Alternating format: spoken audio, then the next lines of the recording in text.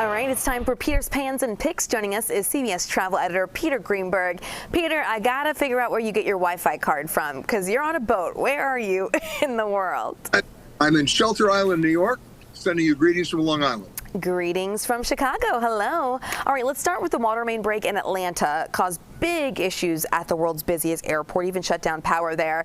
So I wanted to ask you, if your flight gets canceled or delayed because of something like an infrastructure issue, is it handled the same way as bad weather? It is, and that's because it's considered a force majeure item. It's beyond the airline's control, because that's really who has to give you the voucher, the credit, or the additional booking. So the problem right now is you just got to figure out how they can clean the water up so that the airport's safe and that the tarmac's not flooded to the point of safety issues. So everybody's going to have to wait this one out. Peter, are you steering the boat, or are you just chilling on the boat? Oh, I'm doing everything. No, I'm a passenger today.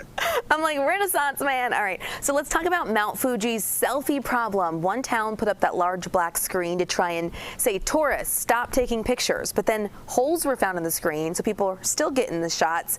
So now we've got another problem. So let's talk about this curbing over tourism. I know we've talked about this before. Sure. Everywhere you go right now, the over-tourism is topic A, whether it's in Greece. You know, there were 30,000 people last year who were trying to climb up the Acropolis in 100-degree weather. The answer for the Greeks as a solution here is to limit it this summer to 20,000. That's not going to do it. They're charging fees in Venice now just to show up if you don't have a hotel reservation. They're doing the same thing in Amsterdam. They're limiting the number of people who can actually stay at a hotel. And it's getting worse and worse and worse. But the problem is the demand is still strong. And if you're going to charge people a €5 fee to come to Venice, that's not going to stop them from coming to Venice.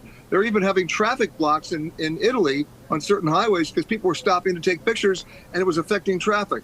The bottom line is if you don't extend your travel seasons, you're not going to be able to solve the problem. Yeah, that makes sense. All right, next up, Travel Detective Season 9, Episode 5, about building a luxury cruise ship. So we're still waiting on that episode trailer to drop. But I was curious what surprised you most about seeing these huge undertaking, this process up close? Well, the bottom line is during COVID, every shipyard was still operating and building ships of every size and pedigree. And the one that we're talking about on our show is called the it's called the Explorer 1. It's owned by MSC. And this is a family-owned company where budget is not necessarily a problem. They're going to build a luxury cruise ship, and that's exactly what they've done. They've really spent serious money on their food service, on their galleys, and on their cultural immersion.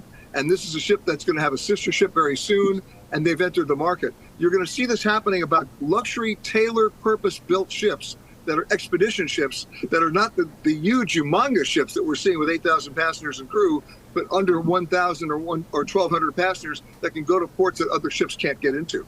I know a lot of that focuses on the meals, right? It's like, you know, not everybody wants the buffet or the quick options in the dining room. It's really interesting to see how much they're trying to cater to like a luxury travel experience. Well, think about this. It's not one kitchen fits all. You know, you have maybe 7 or 8 dining rooms on some of these ships with maybe 2 or 3 kitchens. Each restaurant on this ship, the Explorer 1, has its own dedicated chef, its own dedicated galley, and the equipment to support it. All right, awesome. Any last thoughts on luxury cruise ships before we go? Because I'm so interested in seeing this episode. Well, remember, the big destinations this year, or last year, I should say, were the Antarctic.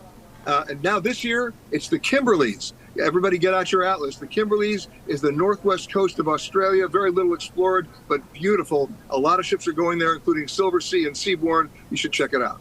All right, Peter Greenberg, thanks for coming to us from the waters off New York. We appreciate your time. Always glad to get your insight, too.